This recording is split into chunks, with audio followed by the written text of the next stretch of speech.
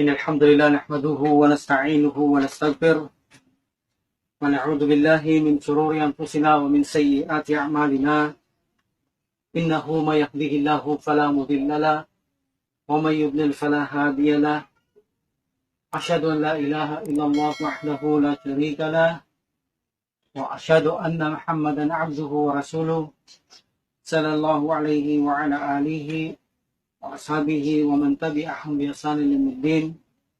Amma ba'd. Assalamualaikum warahmatullahi ta'ala wabarakatuh. Alhamdulillah, dadako tayo sa farewell Hajj ng Prophet Muhammad sallallahu alaihi wasallam.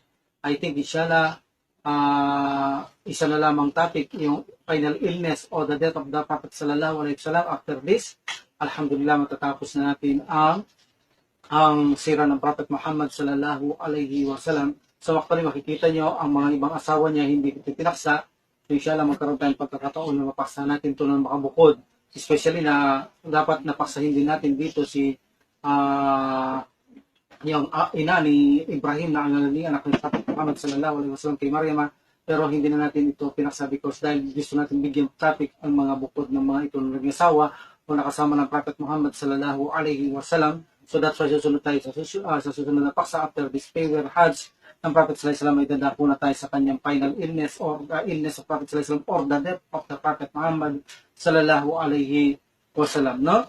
So alhamdulillah, dadako tayo sa farewell Hajj ng Prophet Muhammad sallallahu alaihi wasallam. But before this, kailan ba ito na-reveal ang obligasyon ng Hajj, no? This is a difficult question to the Muslim sapagkat mayroon ditong ikhtilaf o different opinion kung kailan ito na-reveal ang obligatory Hajj, no?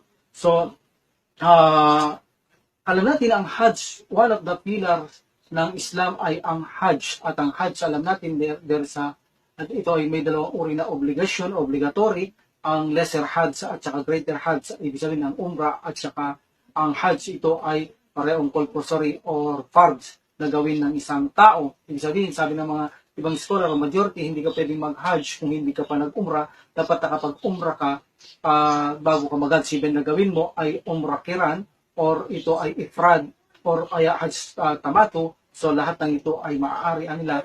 So of course, kailangan mo munang gawin ng Umrah kung ikaw ay mag-Hajj. Sabi nila ay hindi ito katanggap-tanggap kung hindi ka naggawa ng Umrah. Ang iyong Hajj magiging Umrah ito. Sabi ng mga scholars natin, no? That's why kailangan magsagawa muna ng Umrah ang isang Muslim before Hajj. Either na ito ay Hajj Umrah o yung Hajj Qiran. Sabihin, magawa ka muna ng Umrah, then gusto mo maggawa ng pagkatapos umuwi ka, then pagkatapos bumalik ka para Hajjatul Ifrad.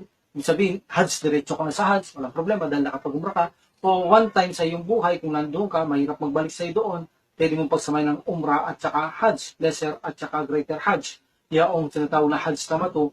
In this farewell Hajj, itong ginawa ng Prophet Muhammad sallallahu alaihi wasallam ang Hajj Tamato. Of course, ginawa niya rin ang Hajj Qiran. Of course, maaari din gawin ang Hajj Ifrad kung nakagawa na kayo ng Qiran, no? Alhamdulillah, lahat ng ito ay ginawa ng Prophet Muhammad sallallahu alaihi wasallam in this Hajj farewell, no? So lahat ng tatlong ito, Hajj Qiran, Hajjul Qiran, Hajjul Ifrad at Hajjul Tamato, ay lahat ito ay maaaring gawin ng isang Muslim na gusto magsagawa nito ng Hajj, no? Alhamdulillah. So, alam natin ang Hajj, one of the pillar ng Hajj ay ang Islam ay ang Hajj, no? At ito ay ginawang obligatory ayon sa mga ibang scholars natin. Ito ay 9 after Hijrah. Kung natatandaan ninyo ng utusan ng Prophet sallallahu alaihi wasallam si Abu Bakr at ibang kasamaan at pinabol niya pa si Al-Radayaan sa Makkah na nagsagawa ng Hajj. Ipinagutos niya ito 9 after Hijrah. Aram natin ito, no? So dito sinasabi ng mga ibang scholar, ang Hajj ay naganap ito 9 after Hijrah, sabi ng mga ibang scholars. At kaya lang hindi nagsagawa ang Prophet Muhammad sallallahu alaihi wasallam. Alam natin dahil ang ipinag-utos kay Abu Bakar na ipatanggal muna ang yaong nagsasagawa ng tawaf doon sa Kaaba na nakahubad-hubad sila. So sabi ng Prophet sallallahu alaihi wasallam, hindi nararapat sa isang propeta na magsagawa siya ng Hajj na kung saan mayroong nagsisircumambulate o umiikot sa Kaaba na kung saan ito ay hubot-hubad. So kaya lang idinili ng Prophet sallallahu alaihi wasallam. This is the reasons ayon sa ating mga ibang scholars.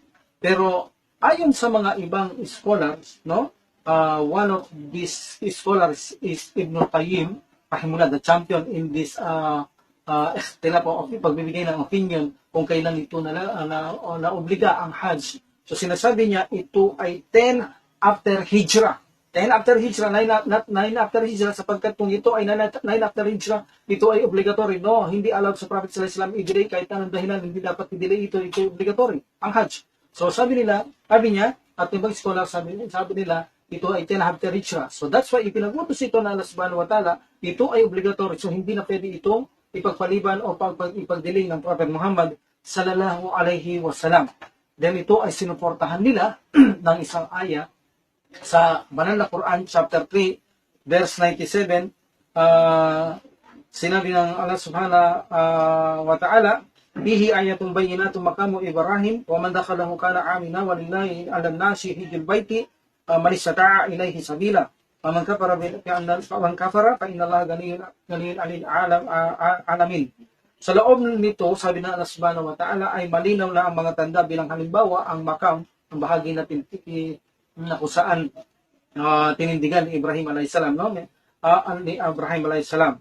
Ang makam, ang bahagi na tinindigan ni Abraham alayhis salam. Sino man ang pumasok dito, siya makakamit ng kapanatagan. Ang Hajj sa tahanan ng Kaaba ay isang tungkulin, obligado, sa sangkatauhan para kay Allah subhanahu wa ta'ala sa may mga kakayaang gumugol, may pagkakayaang mga, siyempre, pagtransaksyon, sasakyan, pagkain, tirahan, malakas ang kanyang pangangatuan. Sino man hindi mananampalataya, sabihin sa Hajj, kung kayo siya hindi mananampalataya kay Allah subhanahu wa ta'ala, at si Allah subhanahu wa ta'ala hindi nangangailangan ng tulong sa sino man sa kanyang mga nilalang. So, in this ayah, chapter 3, verse 97, so sabi nila, ito ay na-reveal after 9 after Hijrah. So, finish na ang Hajj season. At pasok na ang 10 after Hijrah. So, dito ay obligatory na ito, sabi ni Ibn Qayyim at mga iba. So, this is the most correct opinion, sabi ng mga scholar natin, 10 after Hijrah. That's why dito ang Prophet sallallahu alaihi wasallam, dahil ito yung obligation na after the Hajj season, tapos na pasok ng 10 after Hijrah, obligado na ito. So, hindi na pwedeng i-delay ito ng Prophet sallallahu alaihi wasallam. See? So, ibig sabihin, inutos ni Prophet sallallahu alaihi wasallam si Abu Bakar na kung saan tanggalin ang mga umiikot doon na nakahubot-ubad sa Kaaba, nagtatawag. So, ibig sabihin, ito yung pagkakataon na inutos ng sabata na patanggal mo ito bago ibigay ang revelation na ito'y maging obligatory, sapagkat kapag naging obligatory na ang Hajj, hindi na maaaring itong pagpaliban ng Prophet sallallahu alaihi wasallam. So, ito ang sinasabi lang, the most correct opinion. For my humble opinion, this is the most correct opinion, 10 after Hijrah. Allahu a'lam. Okay? So, dito, sabi ni Jabir, nirarate ni Jabir radhiyallahu anhu, ang Prophet sallallahu alaihi wasallam, the 10 after Hijrah, no? The Prophet Muhammad sallallahu alaihi wasallam 1 or 2 months, the 10 after Hijrah, 1 or 1.5 2 month after Hijrah. So sa 10 after Hijrah, sabi ni Jabir radhiyallahu anhu, ang Prophet sallallahu alaihi wasallam ay naglayon siyang magsagawa ng Hajj. So dahil ito ay nalaman ng mga tao, of course, marami sa Madina at sa labas ng Madina ang sumama sa Prophet sallallahu alaihi wasallam, makasama siya sa Hajj, alhamdulillah, no? Upang sa ganun, malaman nila kung ano ang rulings ng Hajj, ano ang pillar, ano ang obligation na isagawa ng Hajj, paano ang action ng Hajj, paano ang mga sunan ng Hajj, no? Sa napakaraming tao ang sumama sa Prophet Muhammad sallallahu alaihi wasallam dito upang malaman ang tamang kaparaanan ng Hajj, no? At sinasabi na ito ay almost 100,000 people ang sumama sa Prophet Muhammad sallallahu alaihi wasallam. Ang Allah subhanahu wa ta'ala ang higit na maalam. Okay? Ang tanong, bakit ito tinawag na farewell Hajj, no? So tinawag itong farewell Hajj sapagkat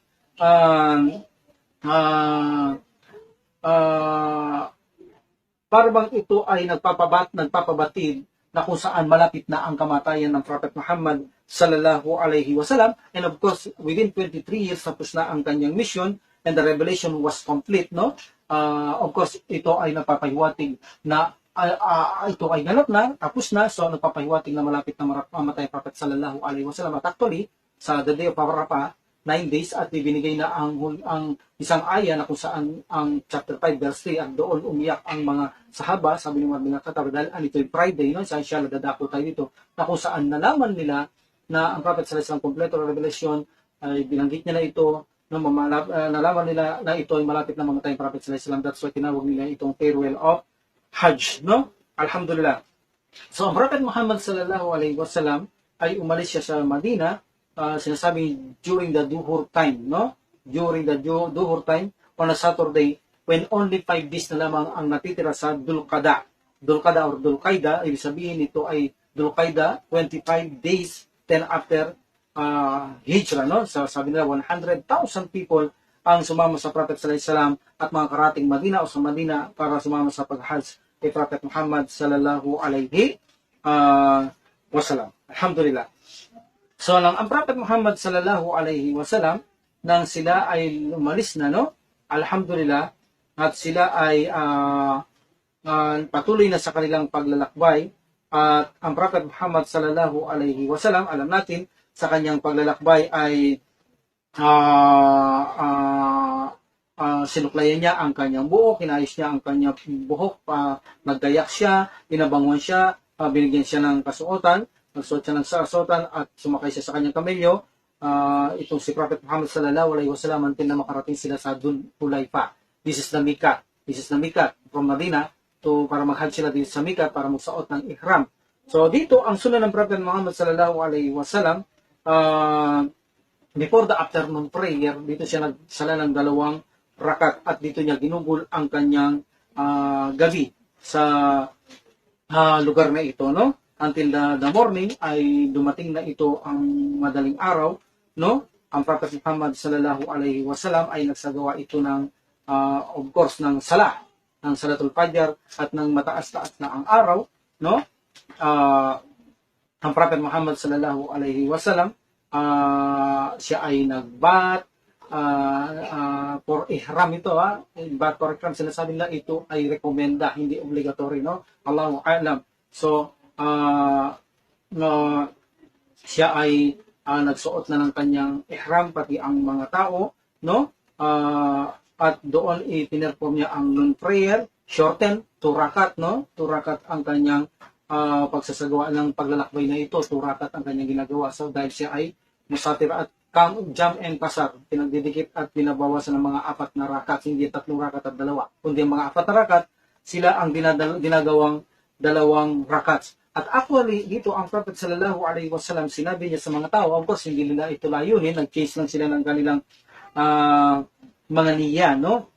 Nag-chase lang sila ng mga niya na sinabi ng Prophet Muhammad sallallahu alaihi wasallam na padala ang Prophet ng Allah subhanahu wa ta'ala ng mensahe sa kanya, at tinawag siya sa gabi niyaon, at sinabi niya na magsagawa ng 2 rakat o mag-pray sa Blessed Valley ng Hudayfa, ng Dhul Hulaifa. That's why ginawa ito ng Prophet sallallahu alaihi wasallam, and I intend, sabi niya, layunin ko magsagawa ng umrah. Now, dahil pinagawa sa akin ito, magsasagawa sa ng Hajj ng Prophet sallallahu alaihi wasallam, so kailangan magsagawa ng umrah at saka Hajj. So ginatawag itong Hajj Tamatu, i-combine ito ng Prophet Muhammad sallallahu alaihi wasallam. So ito ang isang kautusan na ipinarating sa kanya ng subhanahu wa ta'ala upang ang mga tao na kung saan wala ng chance magbalik malayong lugar, minsan na sila makapag-hajj, so gawin na nila ang umrah at saka hajj, hindi mag-umrah lamang ng mga hajj then babalik pa sa kanyang bansa, dahil sa susunod wala na siyang pag-hajj, so nalalagay sila sa kahirapan. That's why malaking blessing na subhanahu wa ta'ala sa mga Muslim na kung saan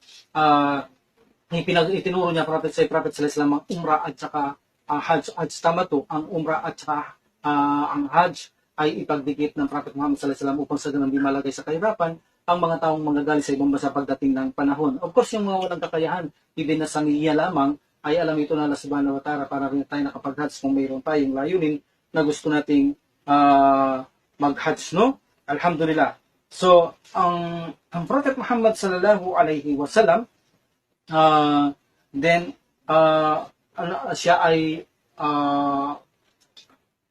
pagkatapos niya magsuot ng ihram, pagkatapos niya magsala doon sa Dhul Hulaifa, then siya ay sumakay sa kanyang sasakyang kamelyo na si Kaswa, at ipinroclaim niya na kung saan asyhadu an la ilaha illallah wa asyhadu an la ilaha illallah, no? Then siya ay nag-move in the name of Allah subhanahu wa ta'ala, no? Until na ma-reach niya,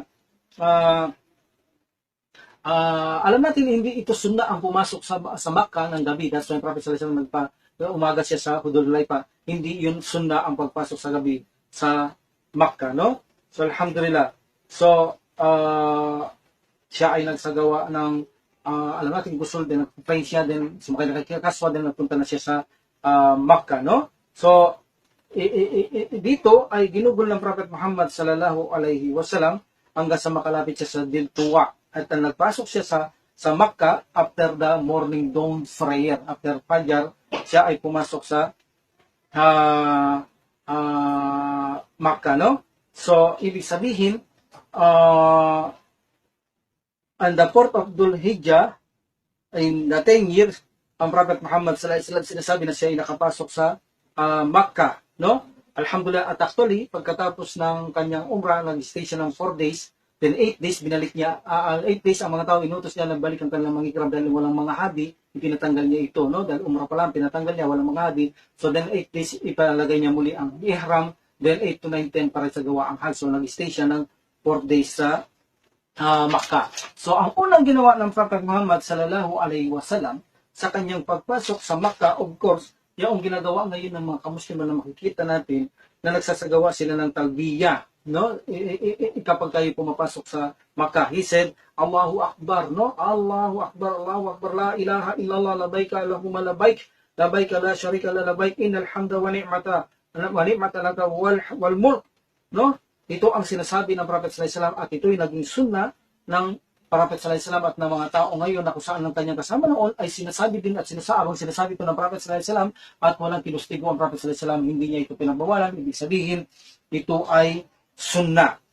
Then ang Prophet Muhammad sallallahu alaihi wasallam, pagpasok niya sa Makkah, ang una niyang gagawin ay ang pagtawaf sa Kaaba, pero before na magtawaf siya sa Kaaba ay isinagawa niya muna ang pag-touch sa black stone, then kinis niya ito, no? Hindi natin alam kung unang dahilan. Sabi nga Umar, kung hindi ko lang nakita ang Prophet sallallahu alaihi wasallam na hinalikan niya ang black stone ito, hindi ko halikan ito, ano ba naman mapapala ko ito? Pero ito ay sunna ng Prophet sallallahu alaihi wasallam, that's why ginagawa ito ng mga kamusliman na kung anong wisdom dito, wallahu a'lam, no? Alhamdulillah. Then, pagkatapos niya matouch ito at halikan, ang Prophet sallallahu alaihi wasallam ay nagsagawa ng tawaf. Tatlo, alam natin, medyo mabilis ang lakad dito at ang pangapat ay medyo mabagal na lamang. Then, ang Prophet Muhammad sallallahu alaihi wasallam, after na magtawaf ito, ay dumako siya sa makam ni Ibrahim, pero bago siya nagsagawa ng dalawang raka na alam natin, ito ay sunnah, haharap ka sa makam Ibrahim, nakaharap sa Kaaba. Ang Prophet Muhammad sallallahu alaihi wasallam ay hinirecite niya sa banal na Quran ang chapter 2 verse 125 before na magsagawa siya ng dalawang sunnah, ang dalawang rakat, na kung saan ang sunnah naman sa dalawang rakat ay suratul Ikhlas at suratul Kafirun. So dito hinirecite ng Prophet sallallahu alaihi wasallam, ang sinasabi niya, وَيَجْعَلْنَا الْبَيْتَ مَثَابَةً لِلنَّاسِ وَأَمْنًا وَاتَّخِذُوا مِنْ مَقَامِ إِبْرَاهِيمَ مُصَلًّى وَعَهِدْنَا إِلَى إِبْرَاهِيمَ وَإِسْمَاعِيلَ أَنْ تَطَهِّرَ بَيْتِيَ لِلطَّائِفِينَ وَالْعَاكِفِينَ وَرُكَعِ السُّجُودِ. So sinabi dito ng Allah subhanahu wa ta'ala, ng recite ng Prophet sallallahu alaihi wasallam, at alalahanin ng aming gawin ang tahanan, ang Kaaba, sa Makkah bilang isang lugar na pagtitipon sa mga tao sa isang lugar na kaligtasan. At inyong gawin ang makam ni Ibrahim bilang isang lugar na dalanginan itong bato kung saan tumuntong si Ibrahim alayhis salam, harap ka doon, nakaharap sa Kaaba, no? Nasa harapan mo makam Ibrahim, no? Ni Ibrahim, okay? Abraham, bangitin na tayo ang Kaaba. So nakatungtong siya doon. At aming ipinagtutos kina Ibrahim at Ismail na nararapat nilang dalisayin ang aking tahanan ng marumi, dalisayin ang aking tahanan sa mga marumi at mga Diyos-Diyosan, no? At sa mga tao na pumapalibot dito, ibig sabihin upang ito ay maging handa para sa mga taong lumilibot dito, walang Diyos-Diyosan, walang anumang maraming gawain sa mga taong lumilibot na mamamalagi rito, ibig sabihin, o sa mga nag-aalay ng sala rito, no? Sila ay namumuyo at napapatripa, dapat walang Diyos-Diyosan na maraming gawain doon. Ito yung nirecite ng Prophet sallallahu alaihi wasallam, then siya nagsagawa ng dalawang raka. Ang kanyang sunna dito na ginagawang sura ay suratul Ikhlas at saka suratul Falaq, no? Then ang Prophet Muhammad sallallahu alaihi wasallam, siya ay lumabas ng masjid para sa gawa niya ang say, no? Sa gawa niya ang say, at dito ay before na makarating siya sa Marwa, siya papalapit sa Marwa, itong Prophet Muhammad sallallahu alaihi wasallam ay inirecite niya naman ang chapter 2 verse 158. Ibig sabihin, sinabi ng Prophet sallallahu alaihi wasallam, sinabi ng Allah subhanahu wa ta'ala, inna safa wal marwata min sha'airallah, faman hajjal baytu aw tamara fala junaha alayhi ay yatawwafa bihima, faman tata'wa khairan fa innallaha syakirun halim. Katotohanan ng Safa at Marwa no? Ang Safa at Marwa, so ibig sabihin mo una-unang Safa, mauna ka dito. Ang Safa, sorry, kanina sinabi ko Marwa yata. So bago dumating ang Prophet sallallahu alaihi wasallam sa Safa, so recite nito dahil ibig sabihin pinalilitaw na mauna ka dapat sa Safa, hindi Marwa. So dapat mauna ka sa Mount ng Safa. So katotohanan ng Safa at Marwa, dalawang bundok sa Maka ito, ay ilan sa bahagi sa mga tanda ng reliyon ni Allah Subhanahu wa Ta'ala, kaya hindi isang kasalanan sa mga nagnanais magsagawa ng Hajj o Umrah sa banal na tahanan ng Kaaba na magsagawa ng sa'i, no?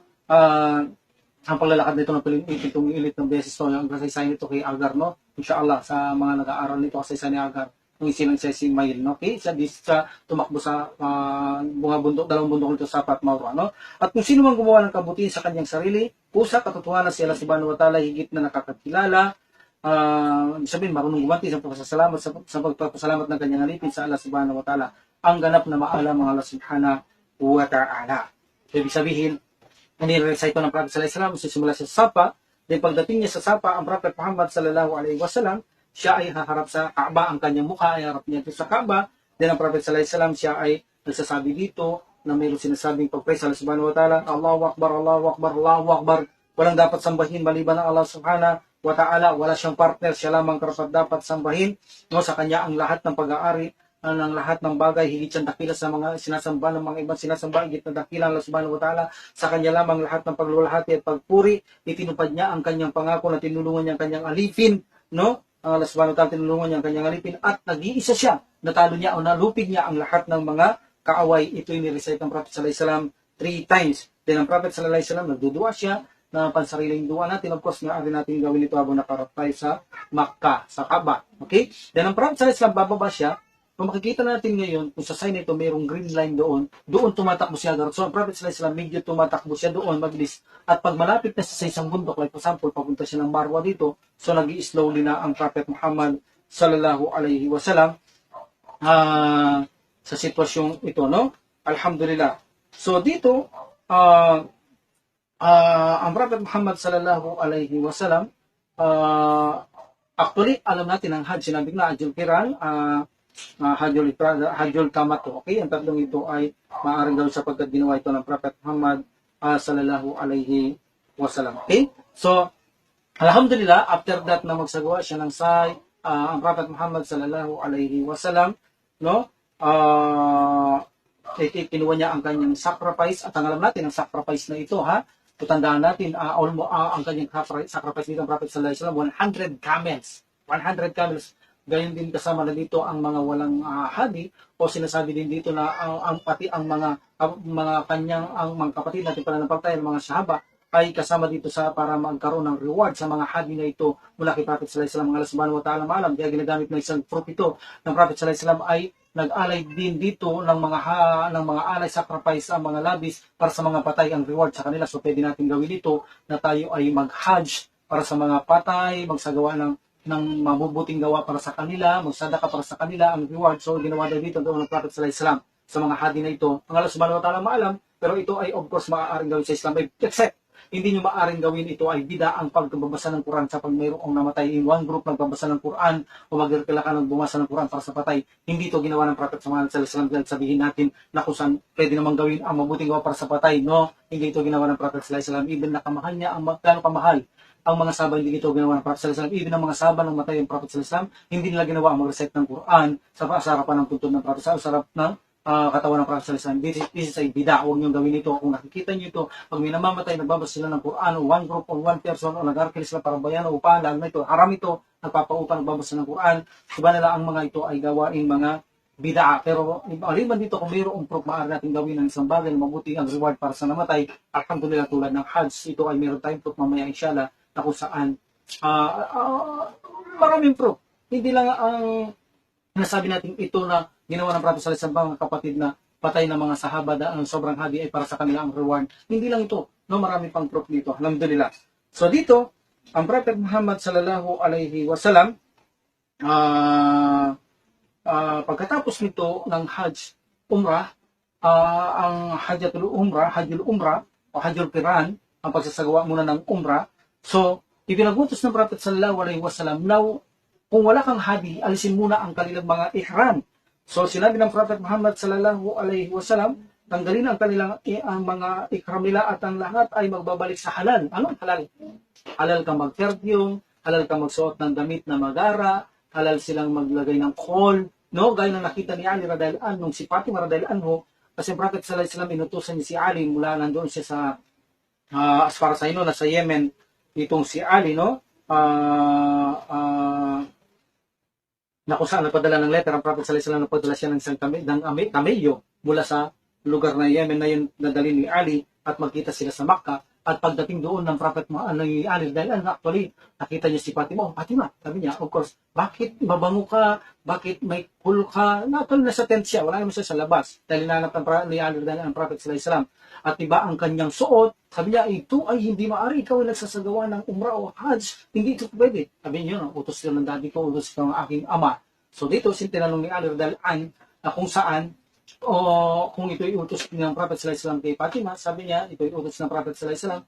So sabi niya, ikaw Ali, sabi niya, anong intention mo? Sabi niya, ya Rasulullah, actually sabi niya, ang intention ko bago umalis doon sa lugar ng Yemen, kung ano ang intention mo, yun ang intention ko. So sabi ng Prophet sallallahu alaihi wasallam, Hajj tamatu. So sabi niya, alisin mo na ang iyong ihram sapagkat gagawa tayo ng Hajj tamatu. So tinatanggal ng Prophet sallallahu alaihi wasallam ang ihram. Okay, of course sinobey ito ni Ali dahil nakita niya ang bagong rules, no? So sa mga walang hadi, ako sa magsasagawa ng Hajj to Hajjatul Tamatu, so kailangan nyo lamang gawin ang magsagawa ng umrah, then wala tayong hadi, then tanggalin lamang natin ito, no? Then pagkatapos sa pagdating ng 8, isutuloy ang ihram hanggang tapusin natin ng Hajj, no? Alhamdulillah. So dito ay makikita natin, sabi ng Prophet Muhammad sallallahu alaihi wasallam, kung alam ko lang nung una pa ito, hanggang ito ang Hajj Tamatul Qiran, hindi na ako dadalang hadi dito, kundi tatanggalin ko lang ang aking ihram, then susuto pagdating ng 8 days. So sa dito, ang mga tao na kumbisi sila ng Prophet sallallahu alaihi wasallam, yun pala kung ngayon pa lang reveal to, kung agad-reveal alam ito, hindi na magdadalang hadi para sa umrah ang Prophet sallallahu alaihi wasallam. So agad-agad ang mga walang hadi ay tinanggal na nila ang kanilang mga kasuotang mga ihram. Sinunod nila ang Prophet Muhammad sallallahu alaihi wasallam. Alhamdulillah. On the 8th day, ang Prophet Muhammad sallallahu alaihi wasallam, okay, of course, ang mga wala ditong mga adi o 8 days nito, kailangan isulot nila ang kanilang mga ihram. So tinatawag itong the day of Tarwiyah, no? The day of Tarwiyah. So umalis ang Prophet Muhammad sallallahu alaihi wasallam kung saan sa lugar na kung saan sinasabi na siya ay nagkampo sa lugar ng Makkah after Umrah sa Al-Hajjun. Al-Hajjun, no?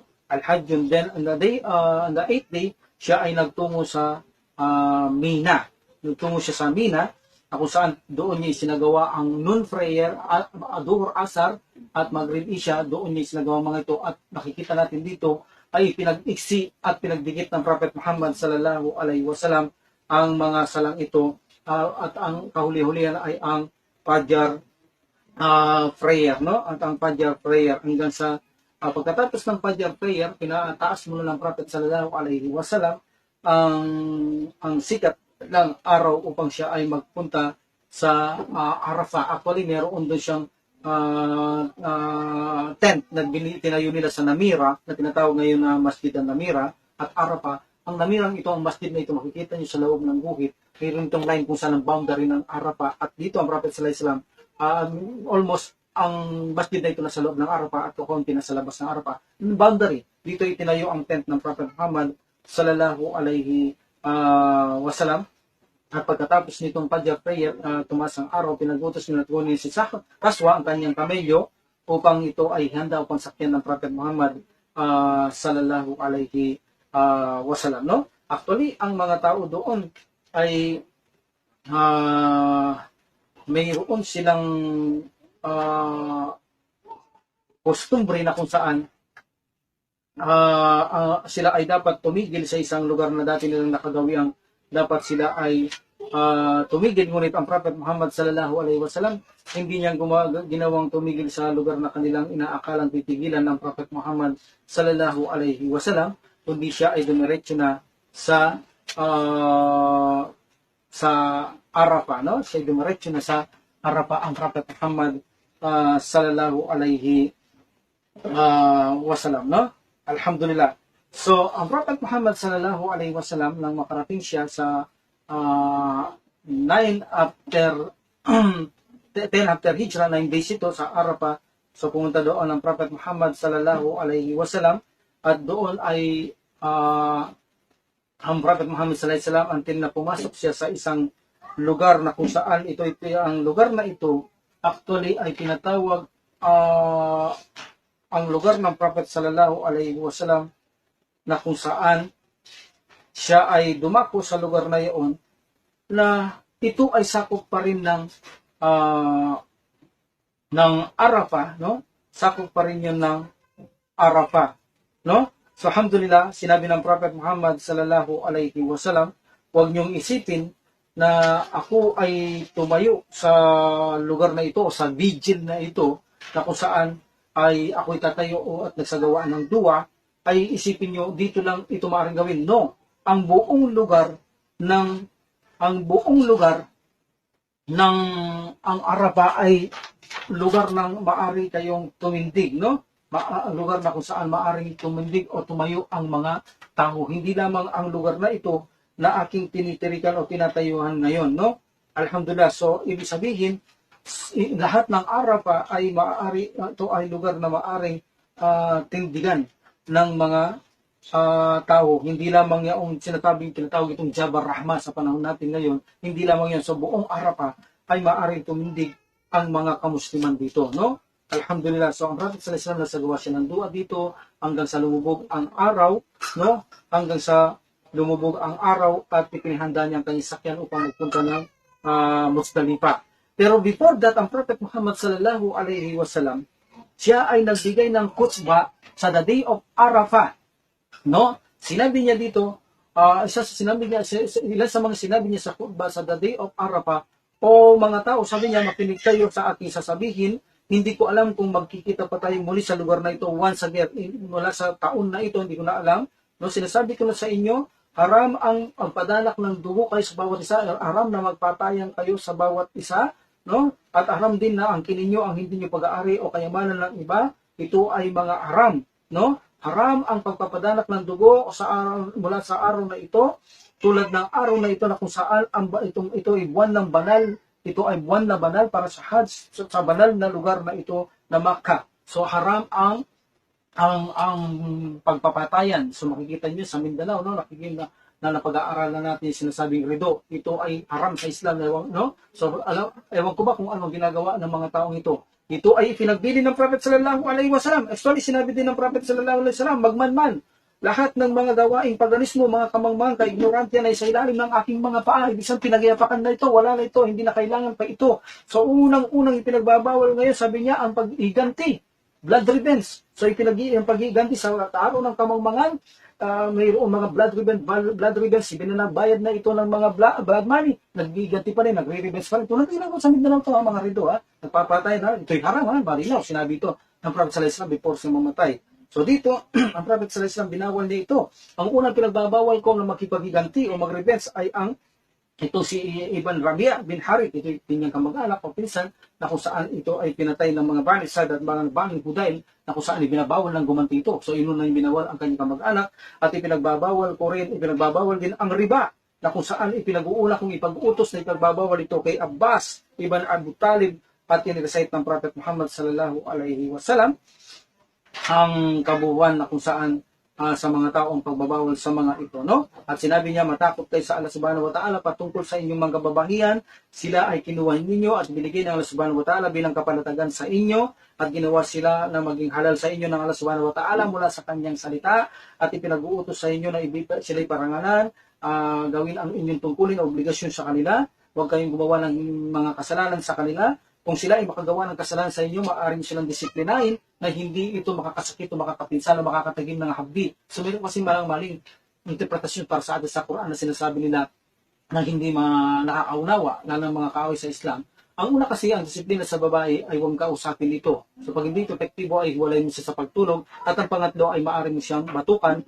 Ibig sabihin, ang pagpalo dito ay hindi siya makadadama ng kaunting habdi o sakit. So ibig sabihin, mild lang yun para mapahiya lamang siya sa kanyang ginagawa. Yun ang sinasabi ng banal na Quran, hindi sasaktan mo siya malakas. Hindi yaon. Yaong para bang hahawakan mo lang siya na ganyanin mo lang siya nang walang habdi siyang mararamdaman. Ito'y disiplina para mapahiya siya sa kanyang ginagawa. So sana malaman natin ito, napakalaking bagay na hindi inutos ng subhanahu wa ta'ala saktan natin mga babae. Ito ay para madisiplin, mapahiya siya na ganyanin lang natin siya na hindi niya dapat ginagawa yaon bilang pag-intindi sa kanya nakakahiya ang kanyang mga ginagawa. So ang ganyan, kung inyong mga asawa ay umiiwas sa paggagawa ng kamalian para sa inyo sa pananampalatayang Islam na sila ay matapat, ay bihisan niyo sila at pakainin niyo sila ng mga kasapatan para sa kanila. At ganun din, ako'y mag-iiwan sa inyo ng dalawa bagay na kung saan kung yung pag-iingatan nito, hindi kayo maliligaw, ang aklat ng Allah subhanahu wa ta'ala at ang aking sunna, ang sino mong hawak nito ay hindi sila maliligaw. At tandaan ninyo, wala ng propeta na susunod pa para sa akin at walang hihigit ng mga nasyon para sa inyong mga sahaba. No? Ipinag-uutos ko sa inyo, sambahin nyo lamang ang Allah subhanahu wa ta'ala. Sambahin nyo lamang ang Allah subhanahu wa ta'ala. Mag-ayuno kayo sa buwan ng Ramadan, magbigay kayo ng zakat. At ganun din ay magsagawa kayo ng Hajj sa tahanan ng inyong Panginoon na kung saan at sundin ninyo ang inyong mga namumuno upang sa ganun kayo ay magkaroon ng biyaya at makapasok kayo sa paraiso. At dito sinabi ng Prophet Muhammad sallallahu alaihi wasallam, at pag tinanong kayo ng Panginoon subhanahu wa ta'ala, anong inya sasagot ninyo? Sasabihin nila, kami sumasaksi na iparating mo ang mensahe at tinupad mo ang pamamahala. Yun ang sasabihin namin sa Allah subhanahu wa ta'ala. At sinabi ng Prophet sallallahu alaihi wasallam 3 times, Allahumma shahad, Allahumma shahad, Allahumma shahad. Ya Allah, you bear witness, saksi kayo, ya Allah, kayo ang saksi, ya Allah, kayo ang saksi. At dito, hinireveal na ng Allah subhanahu wa ta'ala ang chapter 5 verse 3 na sinasabi natin sa the day of Arafah, na kung saan hinireveal na ng Allah subhanahu wa ta'ala ang al-yawma akmaltu lakum dinakum atmamtu wa al-yawma akmaltu lakum dinakum wa atmamtu alaykum ni'mati wa raditu lakum al-islam ad-dina. So dito, isinalaysay na ng Allah subhanahu wa ta'ala ang aya na ito na kung saan conflict na ang relihiyong Islam. Ibig sabihin, nagpapakita na rito na ang Prophet sallallahu alaihi wasallam ay malapit ng mamatay dahil kumpleto ng mission, 23 years, at kumpleto na, wala nang kulang pa. That's why umiyak na si Umar at ang mga sahaba na intindihan na nila na ang Prophet sallallahu alaihi wasallam ay malapit ng mamaalam, malapit ng mamatay. That's why sa susunod ng kamatayan na ng Prophet sallallahu alaihi wasallam, inshallah pakuha na natin ng one lecture na lamang, lesson na lamang yun, no? Inshallah. Then, after that sa Arafat, isinagawa ang adan ni Bilal. Alhamdulillah, at dito isinagawa ng Prophet Muhammad sallallahu alaihi wasallam ang noon at afternoon, asar duhur, ipinagdikit ng Prophet Muhammad sallallahu alaihi wasallam. Then sumakay na siya sa kanyang kamelyo.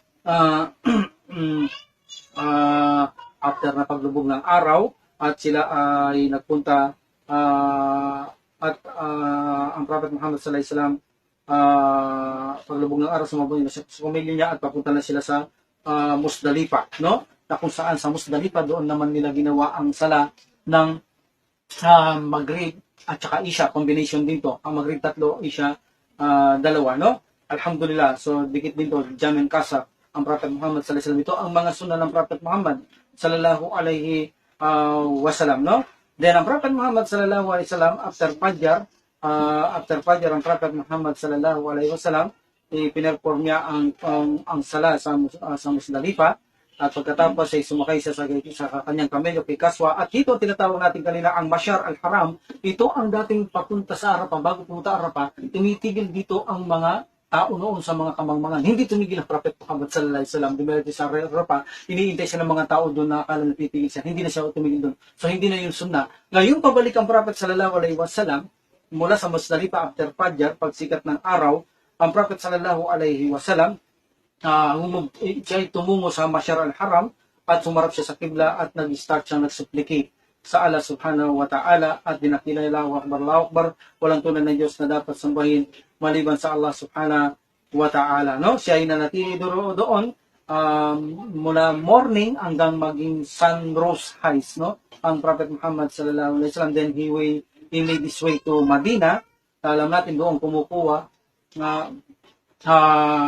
kung saan he made his way to Mina, then para kumuha, alam natin dito sila kumuha ng pebbles, then pupunta sila ng Jamara upang doon ay magbato sila ng 7 pebbles, no? Alam natin 3 ito, no? So noon ito ay hukay pa ito, so nagbabato sila doon 7. So bawat bato nila, ang Prophet sallallahu alaihi wasallam ay nagsasabi siya ng Allahu Akbar, no? So babato niya Allahu Akbar. So bawat tinalakbar. Ang kasaysayan nito kay Ibrahim alayhis salam yung patay ni si Ismail kung babalikan ninyo, no? No? Alhamdulillah. So ito ang lugar na kung saan pinagalayan kay Ismail, palipat-lipat si Ibrahim bisan bisis lang babato. Actually sinasabi ng iba, alam shaitan ang binabato dito. Ito ay naging ritual dahil sa pagsutsut niya kay Ibrahim na huwag niyang sundin ang Allah subhanahu wa ta'ala niyang patay ng kanyang anak. So hindi siya pinagkikin ng Ibrahim, lilipat siya ng lugar at nilitaw si shaitan, si Iblis at siya ibubuyo na magpatay na lilipat na doon. 3 lugar ito na binabato ng 7 people. So all, meron kang 21 peoples na ibabato mo doon sa bawat 3 yaon, 7. So bawat bato mo dito ay sinasabi mo Allahu Akbar. No? Then ang Prophet Muhammad sallallahu alaihi wasallam, inpisa niya nang ialay ang kanyang mga sacrifice animals, camels, dala ni Ali dala mula sa Yemen. 63 siyang nagkatay ang Prophet Muhammad sallallahu alaihi wasallam sa kanyang kamay, at si Ali radhiyallahu an nagkatay ng mga iba, no? At dito sa mga 137 ng mga kamilyo, at sinabi ni Prophet sallallahu alaihi wasallam sa mga tao na kumuha sila ng mga bahagi, ng mga piraso sa mga hadi nila at niluto, at sa ganun ay kumain at uminom ang mga tao mula sa soup nito. Ibina ang Prophet Muhammad sallallahu alaihi wasallam, no? Actually, ang Prophet Muhammad sallallahu alaihi wasallam, siya ay mayroon ding khutbah na ginawa sa the day of Nahar, na pag-aalay, na sinabi ng Prophet sallallahu alaihi wasallam, ang panahon ay nagbabalik mula sa kanyang lugar. No? Linikha ng Allah subhanahu wa ta'ala ang langit at lupa. Mula ng linikha ng Allah subhanahu wa ta'ala ang langit at lupa, mayroon itong 12 months. So balik-balik lang ito. So bakit ito sinabi ng Prophet Muhammad sallallahu alaihi wasallam? Kasi mga Quraysh, no, mayroon silang gawain kapag gusto nila, chine-change nila ang mga months. Like for example, halimbawa, lulusog sa salaki sila, buwan na banal nga, hindi pwede, para ang pag-shedding blood. So ginagawa lang, no, hindi mo na ngayon ganitong lugar, hindi mo na, sabihin natin, hindi mo na Dulkada, hindi mo na Dulhijjah, hindi mo na Muharram, hindi mo na Rajab, Mudar. So ibahin nila, pinapalitan nila. So sabi ng Prophet sallallahu alaihi wasallam, hindi pwedeng palitin ng 12 months, paulit-ulit ito nababalik sa loob ng isang taon. Sabi ng Prophet sallallahu alaihi wasallam, ang apat na buwan dito ay banal, sacred months. 3 of the 4 months is successive, tuloy-tuloy sila, Dulkada, Dulhijjah at Muharram, at ang isa ay nakahiwalay, Rajab, Mudar. So ito ay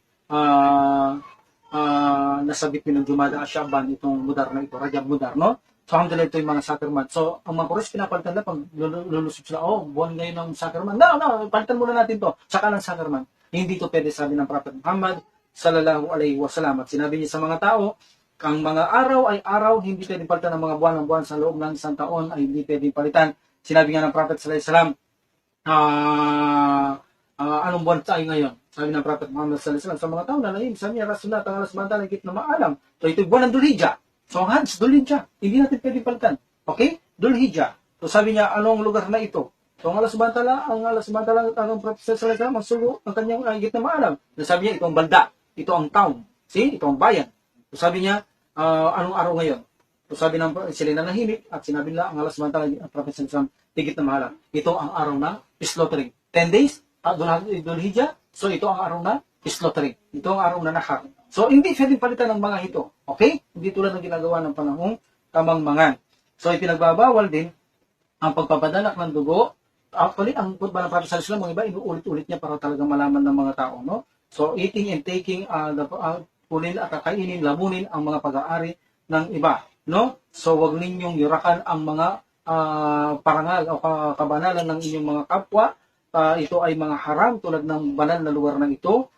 Ito ay banal na lugar, banal na araw at banal na buwan, banal na bayan. Tulad nito ay banal. Huwag natin itong pagsamantalain na ito'y dungisan tulad ng ating mga kapatid sa kanilang palataya. Ay huwag natin itong dungisan ang kanilang kabanalan sa kanilang pagkamuslim. Ibig sabihin, huwag natin silang kamkaman ng anumang galing aririn, lamunin ang mga gawa ng paninira o na paman. No, ipinagbabawal ito ng Prophet sallallahu alaihi wasallam, no? Alhamdulillah. So, dito ay sinabi din ng Prophet sallallahu alaihi wasallam, hindi ko ba na-deliver na sa inyo ang mensahe ng Allah subhanahu wa ta'ala? Sinabi na, yes. So they said, sinabi ng Prophet sallallahu alaihi wasallam, Allah, ikaw ang saksi na kung saan sa mga sinasabi ng mga taong ito, no? So, alhamdulillah. So, marami pang sinabi ang Prophet Muhammad sallallahu alaihi wasallam. Then after that, ang Prophet sallallahu alaihi wasallam umalis siya sa lugar na iyon kung saan nag-return siya sa kanyang taanan at noon prayer at sa Makkah, na kung saan dito ang nakita niya ang children o anak ni Abu Talib kung saan sila nagbibigay ng tubig mula sa mga tao, mula sa Zamzam water, sa balon ng Zamzam water, na sinasabi ng Prophet sallallahu alaihi wasallam sa kanila. So tayo ang kumuha ng balon sa tubig at pamigay sa mga tao. Kung hindi lang ako nangangamba na gawing sunna ito ng mga tao, ako mismo ang tutulong sa inyo upang kumuha ng tubig ng Zamzam water sa balon. Ngunit ako'y nangangamba baka gawin ito sunna ng mga tao. That's why inutos ito ng Prophet sallallahu alaihi wasallam sa mga anak ni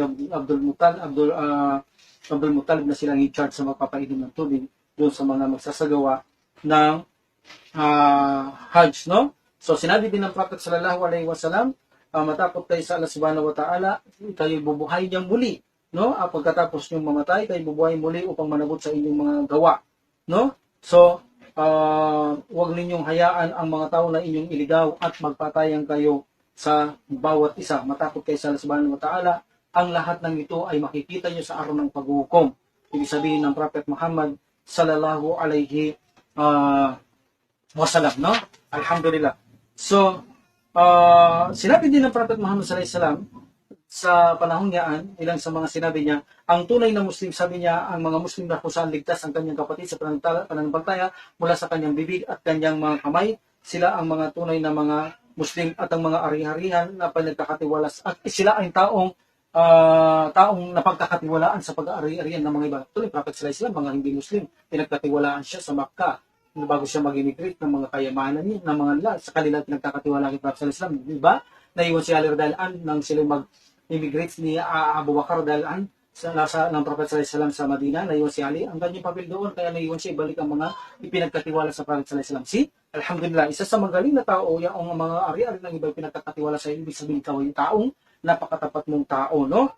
At ang mga muhajir, sabi ng Prophet sallallahu alaihi wasallam, kaya ang inihiwanan nila ang gawaing kasalanan. Kapag kayo muhajir noon, sa panahon muhajir, mga Madina, mga muhajirun, iniiwan nila ang gawaing kasalanan. At ang mga tunay na mujahid, sabi ng Prophet sallallahu alaihi wasallam, sila yung nakikipagbaka sa landas ng subhanahu wa ta'ala. Hindi ka nakikipagbaka dahil sa pera, kayamanan, politika tulad ng nangyayari ngayon, kundi nakikipagbaka ka sa landas ng Allah subhanahu wa ta'ala. Ang melikot ba ang nangyari pa noon sa panahon ng Prophet sallallahu alaihi wasallam? Napakarami pa, no? Alhamdulillah. Until na ang Prophet Muhammad sallallahu alaihi wasallam siya ay nanatili, sinasabi 11, 12, 13, siya ay nagbibigay pa rin ng mga khutbah sa tao, napakaraming khutbah, napakaraming sermon ang ibinigay ng Prophet Muhammad sallallahu alaihi wasallam, no? Alhamdulillah, until na ang Prophet sallallahu alaihi wasallam 13 day to Dhul Hijjah, na kung saan nag-proceed na siya sa An-Nafar sa Mina at nag-stay siya doon sa itaas ng lugar, high place, mountain, sa side ng Bani Kinana from Alabta, no? Doon siya nag-spend ng kanyang araw hanggang sa maggabi. Nang masagawa na niya ang noon and afternoon sunset and evening prayers, so siya ay natulog muna siya doon pansamantala at pagkatapos siya ay nagsagawa ng pumunta na sa Kaaba na magsagawa ka ng farewell wada, no? Farewell wada o tawaful wada. Ibig sabihin, ito ay farewell, pagpapaalam na pagsasagawa ng tawaf, no? Bago ka umalis sa Makkah, after nagawa mo lahat ng obligasyon, balik ka sa Kaaba, ikot pa uli na pito. Then bago ka umuwi sa iyong paroroonan. At ipinagutos niya sa mga sahaba na gawin ito. So, ibig sabihin, obligasyon itong gawin na ang farewell wada na ito, no? Ay kailangan gawin ng isang Muslim bago siya lumisan sa Makkah, no? Then ang Prophet sallallahu alaihi wasallam ay pagkatapos magawa ang lahat ng kanyang mission ay nagbalik na siya sa Madina kasama ang mga tao. Alhamdulillah. So napakaraming rules dito, hindi na natin sinabi pang mga ibang rules sapagkat napakahaba ng topic na ito. Gusto ko na lamang isang topic na ito. Then after that, isang topic na lamang ang kamatayan ng Prophet Muhammad sallallahu alaihi wasallam, no? Alhamdulillah. So makikita natin dito ang mga isang rulings pa o mga ibang rulings na nangyari dito. Napakarami pang rulings na bumagsak dito. Like for example, ang rulings na kung saan rekomenda dito, rekomenda na hindi ka mag-ayuno sa Day of Arafah. Di ba tayo nag-aayuno tayo sa Day of Arafah? Yung mga hindi nag-ahaj, ang reward dito, mga nakaraang taon, no, na nakasalanan ay pinatatawad ng Allah subhanahu wa ta'ala if you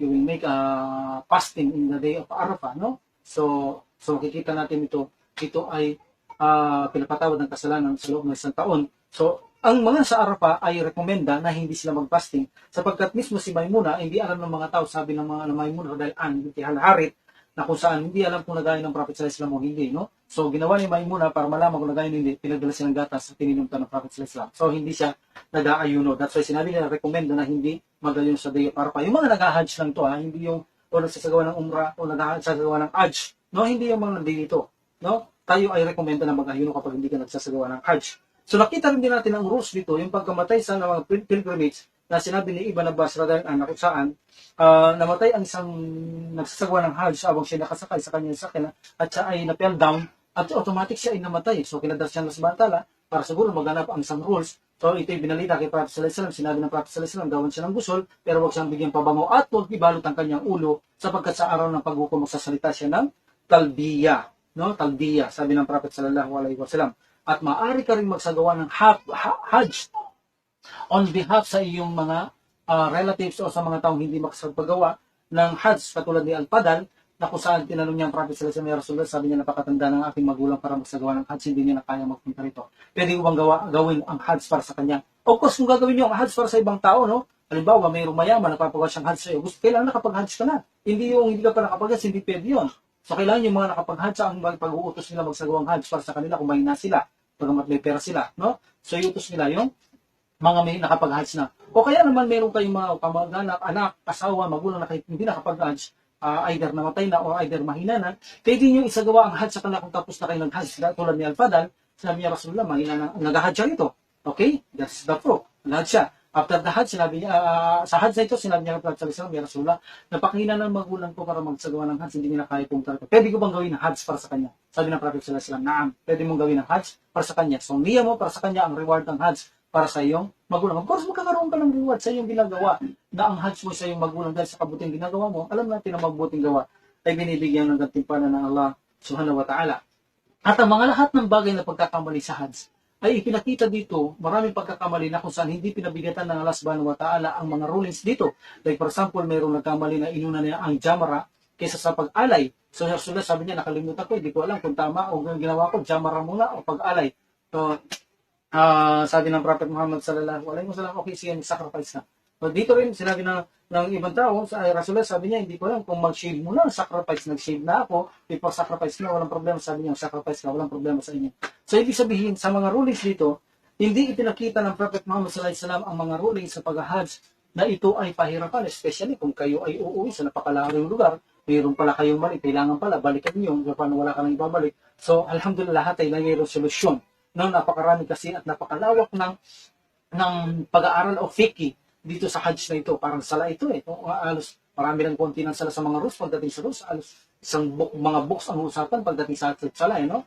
So, alhamdulillah, hindi naman natin maaaring lahat isa-isahin ito. Napakita lang natin ang munting kasaysayan ng Hajj farewell ng Prophet Muhammad sallallahu alaihi wasallam. So 10 after Hijrah, ito ay obligatory ang Hajj. That's why sinagawa na ng Prophet sallallahu alaihi wasallam ang Hajj at tuloy Hajj ito ng Prophet Muhammad sallallahu alaihi wasallam. At ginawa niya ang Hajjul Tamatu, pero of course nakikita natin ang Hajjul Qiran at Hajjul Ifrad ay nangyari dito because of Hajjul Tamatu. Alhamdulillah, no? So ito ang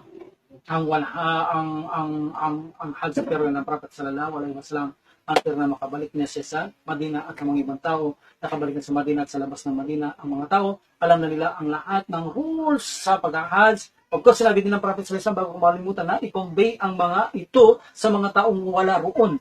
Bagamat ang pag-convey sa mga taong wala roon ay higit nila itong kamakabsado at malaman kaysa sa mga taong nakaharap sa akin. See? Alhamdulillah, that's why naman ikino-convey natin ngayon ang hajj, ang mga ngaral natin, ang mga maalam natin sa mga bagay na ito, ikino-convey nila ang hajj na ito gawin ng mga tao, lalo na may makaya may yaman, may kakayang mag-travel, malakas ang katawan, matino ang isip.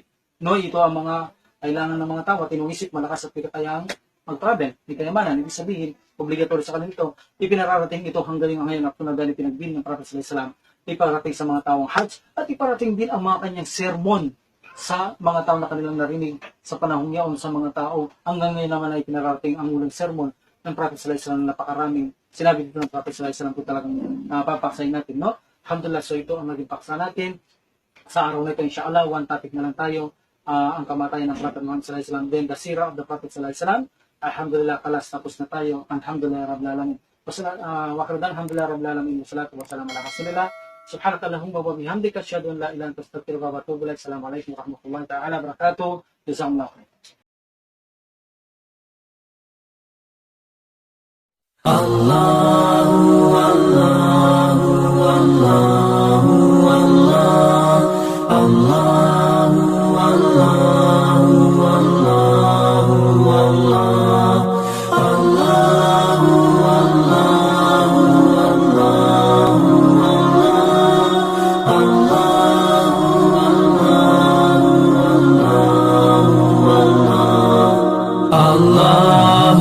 Allahu Allahu Allah, Allahu Allah.